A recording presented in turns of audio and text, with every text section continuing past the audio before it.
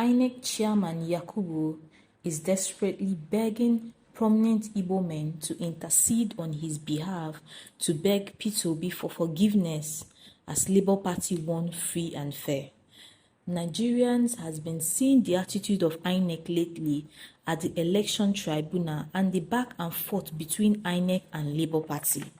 This is following the breaking news that Inec has tampered with the Form EC88 document provided to the Labour Party. This was disclosed by Obaka SAN. The Independent National Electoral Commission, INEC, has drawn the eyes of Labour Party for what they view as the INEC's unwillingness to make public evidence.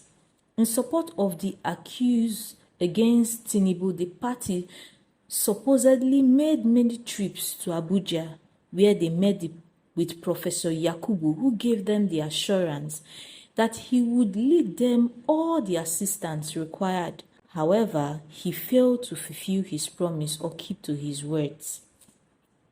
Now, we should recall that INEC gave the assurance that the commission had nothing to concede in regards to his operation. And also, we should recall that the presidential candidate of Labour Party, Peter Obi, has told the Presidential Election Petition Court in Abuja of his predicament in assessing electoral documents from the Independent National Electoral Commission, INEC.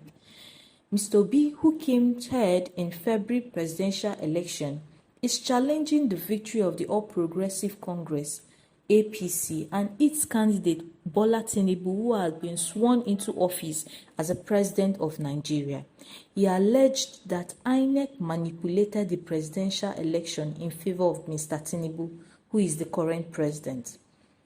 At the resumed hearing of Mr. Obi's petition, his lawyer Levi Uzokwe, senior advocate of Nigeria, SAN, informed the 5-member panel of the court led by Haruna that INEC stubbornly refused to produce 70% of the electoral documents that were requested.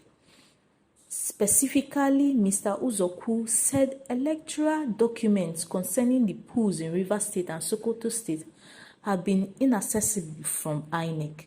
For Sokoto State, Mr. Uzokwu said the INEC officials demanded 1.5 million naira fee to process the documents.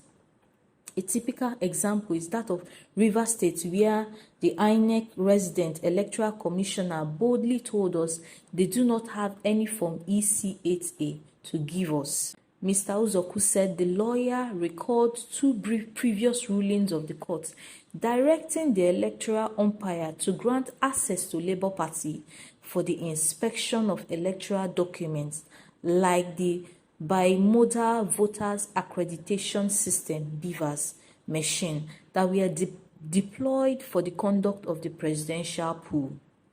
The Court of Appeal had on March 8th and 3rd directed INEC to make available certified true copies of result sheets and other data obtained from the BVAS machine to tender same to aid the petitioner's case.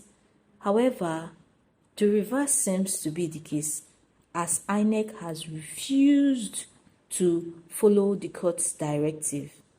Mr. Uzokwu further recalled 5 separate letters which were written to INEC chairman Yakubu Mohammed, requesting that access be granted to inspect and obtain relevant electoral documents to strengthen the petitioner's suit at the courts.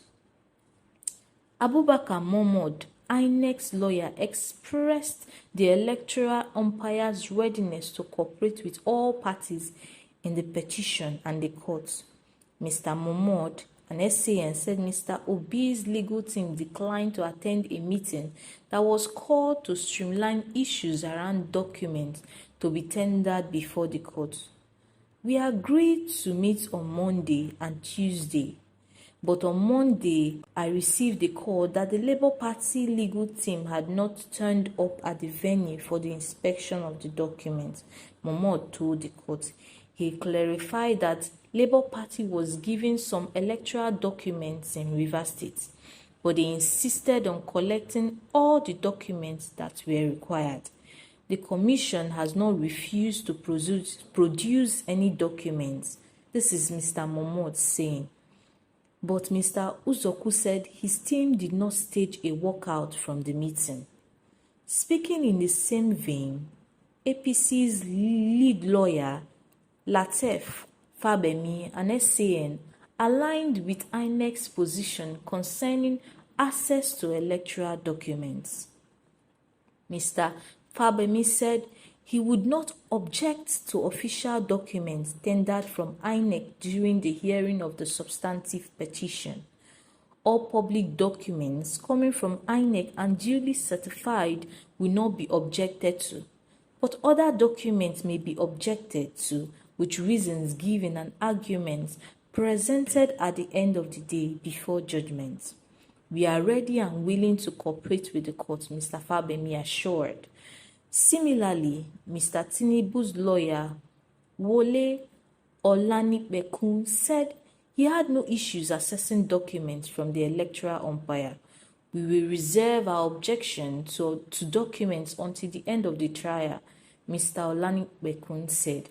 After listening to all parties in the petition, the court adjourned the matter. The panel's chairman, Mr. Nsamani, asked lawyers in the suit to respond all pending applications before the next adjourned date. Mr. Nsamani said the pre-hearing sections would last 14 days from the day of its commencement. We should also be taken aback to the fact that Inec is contesting the veracity of the form given to them and ready to respond to their concern, as these documents were produced by Inec and were verified by them. Therefore, they must have the original copies of the documents before they would have a CTC. This declaration puts down the legitimacy and transparency of the voting processes, particularly in the way Inec handled crucial documents. As a result of this quagmire between Inec and Labour Party has threatened to occupy Inec offices nationwide over the Commission's refusal to allow inspection of materials. The Labour Party has accused the Independent National Electoral Commission of frustrating its petition against the outcome of the 2023 presidential election by not allowing it to inspect materials as ordered by the appeal court.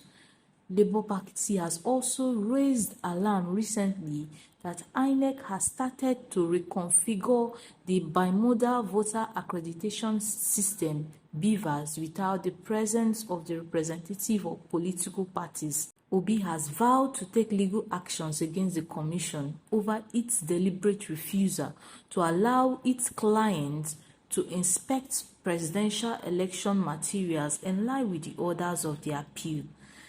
This attitude of Inec is trying to confirm the accusations laid down by the Labour Party and citizens of Nigeria nationwide over the unwillingness of Inec, its intransparency and legitimacy towards the conducted election and the current tribunal going on.